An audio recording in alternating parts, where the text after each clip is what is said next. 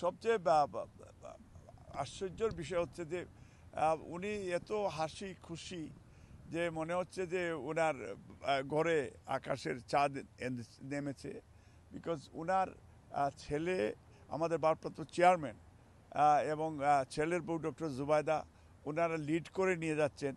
উনি খুবই মানে হাসি খুশির মাঝখানে দেখলাম এবং আমাকেও বলেছেন যে তোমরা সবাই কষ্ট করেছে এবং ডাক্তাররাও আমরা দেখেছি যে তারাও খুব খুশি, স্পেশালি ডক্টর জাহিদের নেতৃত্বে বাংলাদেশের যে টিম আসছে এবং ব্রিটিশ টিমরাও তারা কোয়াইট হ্যাপি যে এই 18 দিনে ওনার অনেক উন্নতি হয়েছে। গতকালকে ওনার চিকিৎসকরা ব্রিফ করেছেন, আপনারা শুনেছেন। উনি আগের চেয়ে অনেকটা সুস্থ আছেন এবং ওনার জন্য দোয়া করবেন।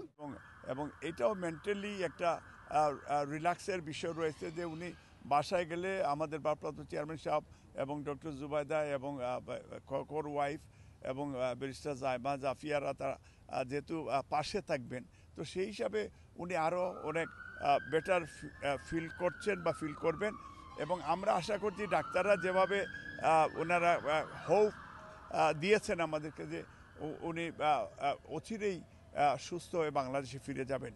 এবং আমরা প্রবাসী বাংলাদেশিরাও আমরা আজকে একটা আনন্দ, যদি আজকে আমরা যদি আরাফাত রহমান কোকর শাহাদাত বার্ষিকী না হলে আমরা হয়তো এখন আমাদের মন চায় যে আমরা আতশবাজি করি, আমরা এটা একটা আমোদ ফুর্তি করি, but because of Arafat Rahman শহীদ আরাফাত রহমান কোকর আত্মার মাগফিরাত কামনা করছে, শহীদ রাষ্ট্রপতি জিয়াউর রহমানের আত্মার মাগফিরাত কামনা করছে। তবে আজকে আপনাদের মাধ্যমে এই জিনিসটা বলতে চাই যে নেত্রী বাংলাদেশে পার্লামেন্টারি ডেমোক্রেসি ইন্ট্রোডিউস করেছেন, যিনি স্বৈরাচার বিরুদ্ধে আন্দোলন করে বাংলাদেশে গণতন্ত্র পুনরুদ্ধার করেছিলেন, আজকে আবার বাংলাদেশের গণতন্ত্রগত ফেসিবাদের পতন হয়েছে এবং কোমলমতি ছাত্রছাত্রীরা জীবন দিয়ে এই দেশের গণতন্ত্র আবার পুনরুদ্ধার করেছে।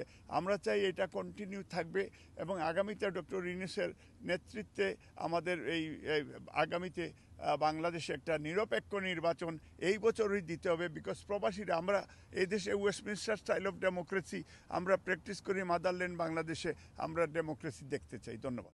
আপনারা জানেন 8 ফেব্রুয়ারি 2018 থেকে একটা সম্পূর্ণ মিথ্যা এবং ভিত্তিহীন মামলায় বাংলাদেশের সবচেয়ে জনপ্রিয় নেত্রী, যিনি ওনার জীবনে কোনো নির্বাচনে কোনো দিন ফেল করেন নাই, ওনাকে শেখ হাসিনা তার পার্সোনাল ক্রোধের বশবর্তী হয়ে তার পার্সোনাল জিজ্ঞাসা থেকে এত জনপ্রিয় একজন নেত্রীকে 200 বছরের পুরানো একটা কারাগারে রেখে ওনার যে বেসিক হিউম্যান রাইটস এটা থেকে ইভেন ওনাকে জামিনের প্রত্যেকটা কন্ডিশন ফুলফিল করার পরেও ওনাকে জামিন থেকে এই কোর্টকে এবং আইনের শাসন থেকে বঞ্চিত করে ওনাকে যেভাবে এই নির্যাতন করেছে, পারসিকিউট করেছে জেলের মাধ্যমে রেখে, সেইটার কারণে ওনার যে শারীরিক অবস্থা সেই রাইট টাইমে রাইট ট্রিটমেন্টের অভাবে সেই অবস্থার অনেক অবনতি হয়েছে।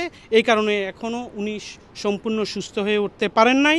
আমরা আশা করি অতি দ্রুত উনি সুস্থ হবেন এবং ওনার যে অভিজ্ঞতা এবং এক্সপিরিয়েন্স সেটা বাংলাদেশের এই ক্রাইসিস মুহূর্তে বাংলাদেশের গণতন্ত্রের জন্য, ভবিষ্যৎ বাংলাদেশ বিনির্মাণের জন্য, বাংলাদেশের উন্নয়নের জন্য অতীব জরুরি। সো আমরা থ্যাংক ইউ।